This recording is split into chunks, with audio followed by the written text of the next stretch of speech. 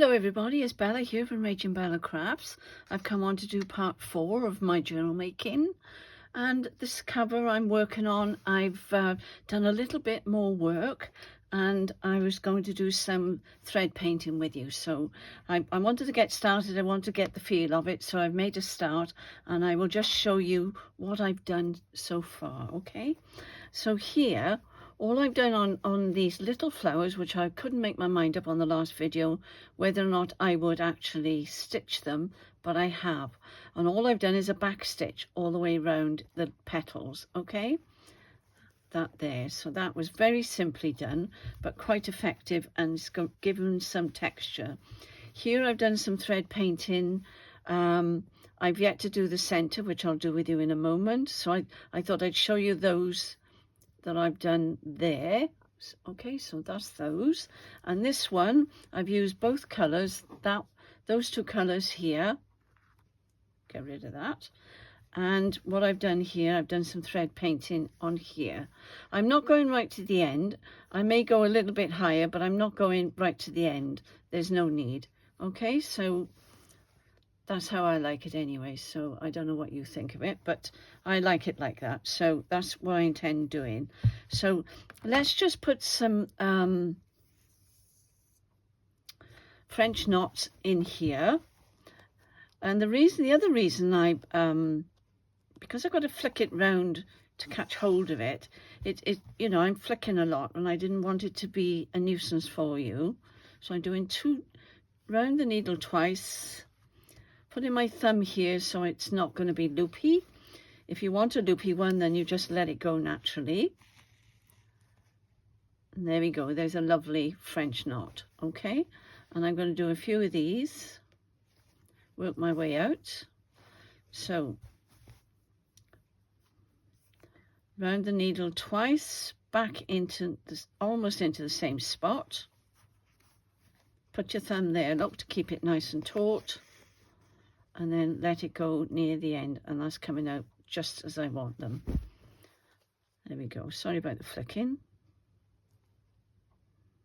And then I will do that all the way around. I think actually, normally I would go around in a circle, and I think that probably would have been easier, but I'm doing it a different way, so that's okay, not a problem. So I've got my thumb on there. It's catching on here a bit, but I don't want to let it go if I can help it. Maybe I should use a hoop. There we go. And then you build it up and build it up. So you've got a little bit of a raised area for the inner part of the flower, okay? And it gives another dimension to the fabric. That's better, that's easier. As I say, I've got to keep turning the material around, so bear with me. 1, 2, back in there.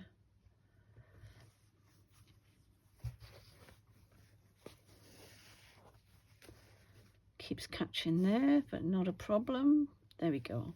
See how it's building up now, and then you get like a little raised bit there, and I'll just keep going around there. So I won't do any more now. So I'll put that up here, that needle out the way, and then I'll show you a little bit of the thread painting. What color have I got in here? I think I threaded up ready. Yes, that's right, because there's not a lot of difference in the I think I'll take the needle off there in case I stab myself. So that's going up there out of the way. Got a knot in the end here. So what I did, I started in the center near the stamens. Now I'm doing it differently to what probably embroiderers would do, but I don't want to waste my cotton. Sometimes I go back up there, in which case I am wasting it the other side, but I have to say I do find that easier. Whether it's because of my fingers, I don't know. but I find it easier to go up and down like that. But you do waste thread, look, on the other side, so, but it's not as if I'm doing loads and loads and loads of it. Okay, so that's going there. I'll just do one small one in there. As I say, I'm not putting loads of perlite, because all I'm doing is painting with it, just like a brush stroke. Okay, it's just like a brush stroke. So I'm going into the middle of that one there. I wouldn't normally waste cotton like this. It's just that I'm doing it quickly for you, all right, because I would probably go up and down. Let's go a little bit higher. Let's go higher there. I hope I'm on screen. This is very therapeutic when you're not on camera, that is. No, I didn't like that one, so let's take that one out. If you don't like it, the nice thing about thread painting is that you can take it out, not like if you're painting something with paint. You can just take it out. Hang on. Can't do it without licking it, can you? There we go.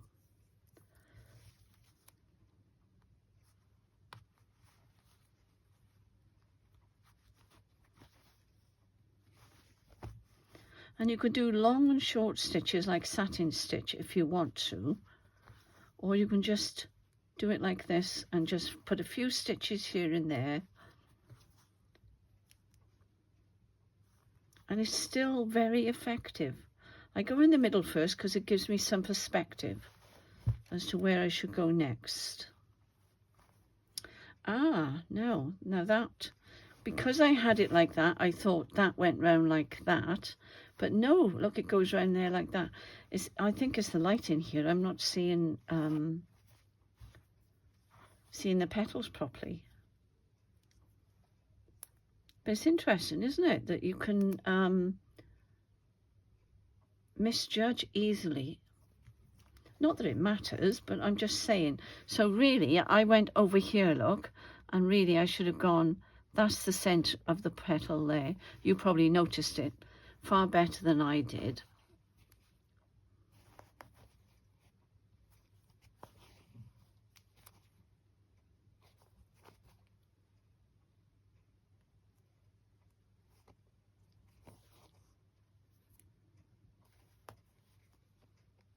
Just doing one side now.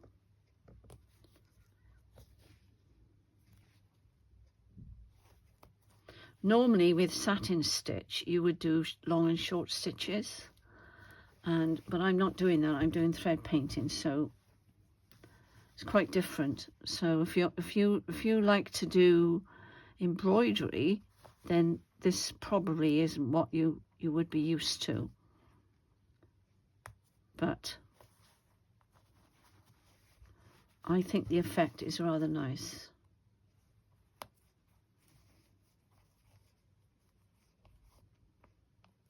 I've gone right the way over there now. I'm going to go back down in here and cast off. It's not knitting, is it? Cast off. Goodness me.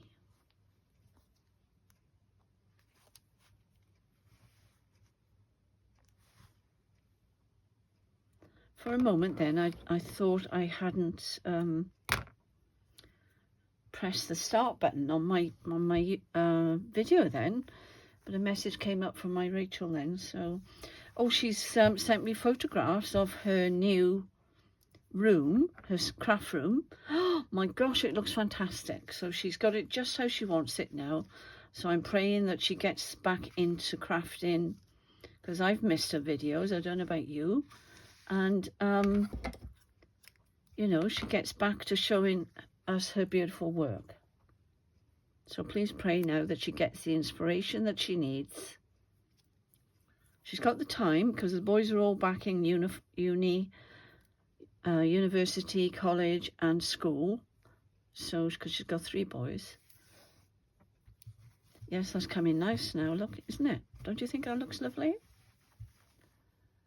Yeah. And I'll do the same with this one, but I'll do that one off camera. Okay, and then I'll fill in all this, and then I think I'll stop the camera now and do a bit more, and then you'll get a better idea. All right, so I'll be back soon.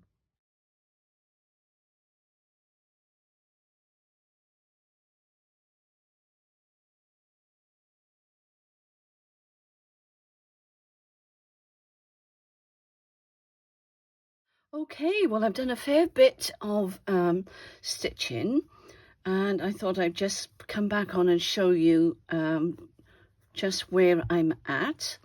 Let me just show you what I've done so far. So I've continued to work on the straight stitches on here. Okay, and as I said before, I've done some with a lighter blue and some with the darker blue, and it's not really a great contrast, but it doesn't matter. I'm quite happy with it. Okay, I've done the French knots in the middle there in that lovely goldy colour. I'm just working on this one now, this cream one, and I shall be doing the same in there as I've done up here.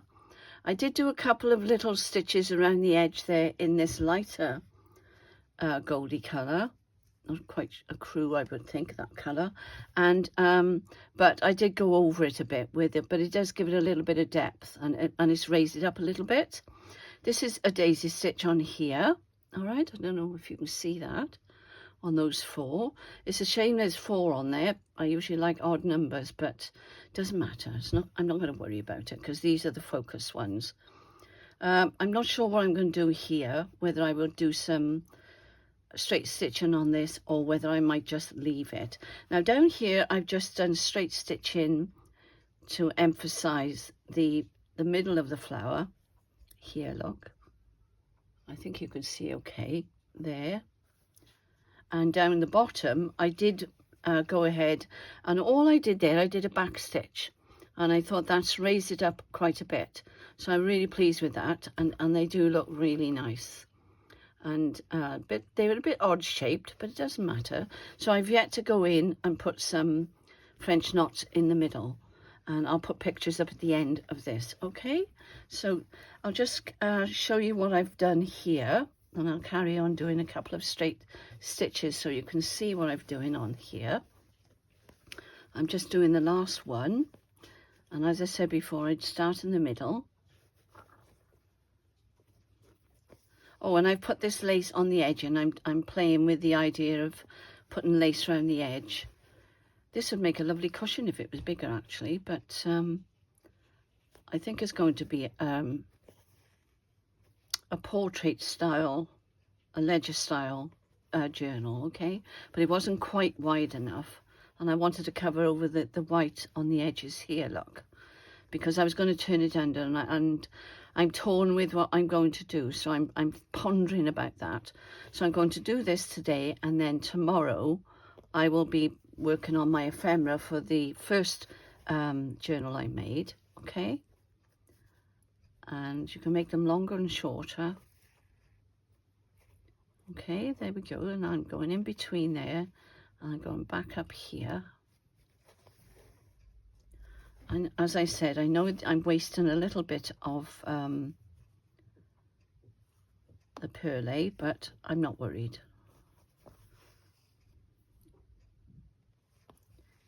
It's just easier and quicker to do it this way, all right? Now, what I could do if I really wanted to, and if I wanted to be clever,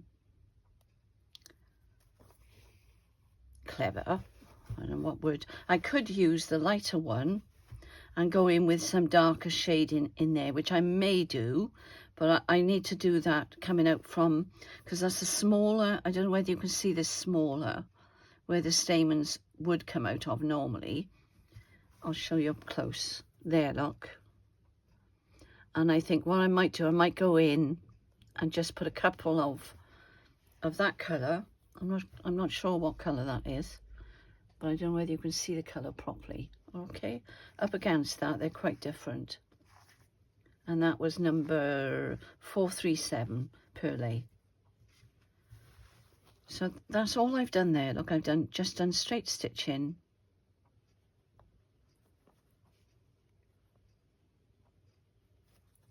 And it's quite effective. My daughter's just been with my great-granddaughter, because she comes every Wednesday, and she fell in love with this. She thought it was wonderful. She actually watched my video, which I was really amazed at. But she is getting into making quilts, but she's also getting into a little bit of embroidery, which Rachel has encouraged her to do, actually, because Rachel's done quite a bit. I tend to just stick with the straight stitching, but there we are. We're all different, aren't we? So that's that one finished. And as I say, I'll finish off the inside there, and I'll put photographs up at the end. I think that's the easiest way to do it. Otherwise you'll be here all day. And then this down here, I'll just show you what I did on these. I'll just do a couple on here with the blue. And I'm start in the middle of the petal. And I've just done 3 stitches in each one. I've done the middle one longer, okay, and then I've done just slightly down below it, and then back down into the middle,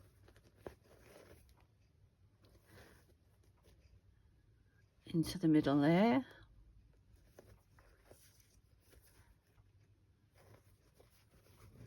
I hope you can see what I'm doing. I was playing last night with the wondering how I could extend this, because the problem is when you're printing onto the greaseproof paper, with my printer, it's only A4 size, and really it would have been lovely if I'd had an A3 printer, and I could have made larger, because with the tablecloth I could cut it to any size I wanted, but because of the printer, the limitations with the printer, I have to stick with this size. And this was portrait size. And see, I made that one smaller. Now the other one I did, which was the blue one, which I don't know what I did with, that one, I've just given to my daughter because she wanted to try out the stitching that I'm doing. So I said, okay, take it, because I love giving the girls some things. And I'm so thrilled that she's actually starting to sew, because she's recently retired. She was a childminder. She did that for many, many, many years, over 20 years, and she absolutely adores babies. So now she just looks after her grandchild, and well, she's got 2 actually, but the one little one is now in nursery. So she comes here for an hour, and then she'll go and she'll pick up our other great-grandchild and her granddaughter, and then she's got the rest of the day to herself then, I think. Or I think actually she takes them up to her house then. Why am I telling you this? I don't know. But there we are. That's what we've been doing this morning. So that's every Wednesday she comes here. So she's going to try printing onto the fabric. So I said, have a go on this one first and see if you like it. So she's taken mine with her. Be interesting to see how she gets on. And if she'll let me take a photo, I shall show you. So there we are. This is very relaxing, you know. I'm really settling into this. That's quite a big petal there, but I'm going to go there. The thing with, yeah, actually that petal was longer. See, it was paler there, look. So I was talking then, I wasn't concentrating. Nothing new there. And my Rachel yesterday apparently moved her room around again. So she did put the desk up against the radiator because she doesn't feel the cold, so she probably doesn't need the radiator on in that room. And it looks lovely. She sent me photographs. So there we go. So I'm going to leave it there. So you've seen quite a bit now. So what have we done? We've stitched around these little squares that I put on here and over there, okay? And I've done these little flowers down here.